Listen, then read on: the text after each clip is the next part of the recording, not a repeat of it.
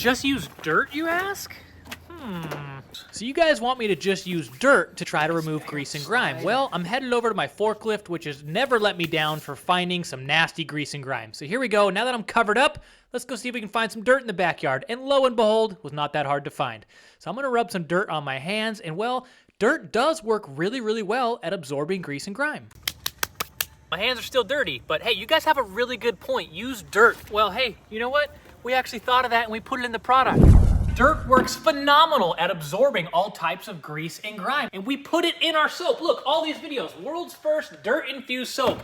Using dirt to get clean, it's science. Just use dirt from outside. It does a good job, but you're still gonna have to follow up with the soap to get all this stuff off.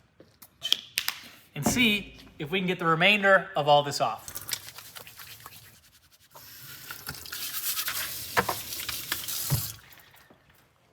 So does dirt work to absorb grease and grime? Yes, you're totally right.